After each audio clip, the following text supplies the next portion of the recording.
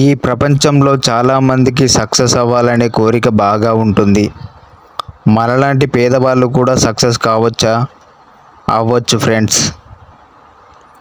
మనం కూడా సక్సెస్ కావాలంటే దృఢ సంకల్పం పెట్టుకోవాలి. ఏదైనా చేయగలం అనే నమ్మితే చాలు, మనం కూడా సక్సెస్ కావచ్చు. అది చేసే ముందు మనం ఏదైనా ప్రిపరేషన్ అయ్యి దిగాలి. ఇది చెయ్యగలం, ఖచ్చితంగా నేను చేసి చూపెడతా అని ఒక పద్ధతి వెంబడి వెళ్తూ ఉండాలి. దేనికైనా ఒక టైం టేబుల్ పెట్టుకొని మనం ముందుకెళ్తేనే సక్సెస్ అవుతాము. ఓడిపోయినా సరే మళ్ళీ గెలవాలనే కోరికతో ఉండాలి.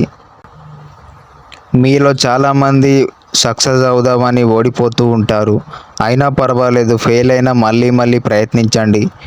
ఏదో ఒకరోజు ఖచ్చితంగా మీరు గెలుస్తారు. నేను కూడా అదే విధంగా ఫెయిల్ అవుతూ వస్తున్నాను. ఫెయిల్ అయినా పర్వాలేదు, మళ్ళీ గెలుస్తానని నేను నమ్ముతున్నాను.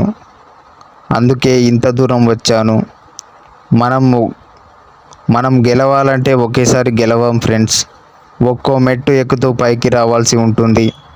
అలా 10 మెట్లు ఎక్కిన తర్వాత మనం గెలుస్తాం. ఈ ప్రపంచంలో గెలవాలంటే చాలా దారులున్నాయి.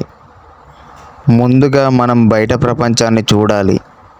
మనకంటూ ఉన్న ఫ్యామిలీని, కుటుంబాన్ని పక్కన పెట్టి మనం సక్సెస్ వైపే పరుగులు తీయాలి. మనం సక్సెస్ అయ్యాక అందరం సంతోషంగా ఉండవచ్చు. లేదనుకుంటే ఫ్యామిలీతోనే ఉండాలి అనుకుంటే సక్సెస్ అవ్వలేము. అలా అనుకుంటే గొప్ప గొప్ప సైంటిస్టులు ఈరోజు గొప్పవాళ్ళుగా నిలిచేవాళ్ళు కాదు. వాళ్ళు ఈరోజు మనకు ప్రపంచాన్ని గుర్తించారు. మనం వాళ్ళకి రుణపడి ఉంటాము.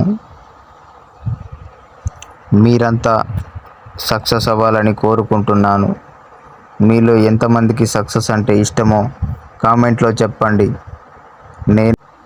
నేను కూడా ఏదో ఒకరోజు సక్సెస్ అవుతాను. ఆ తర్వాత మీ ముందుకు వస్తాను ఫ్రెండ్స్.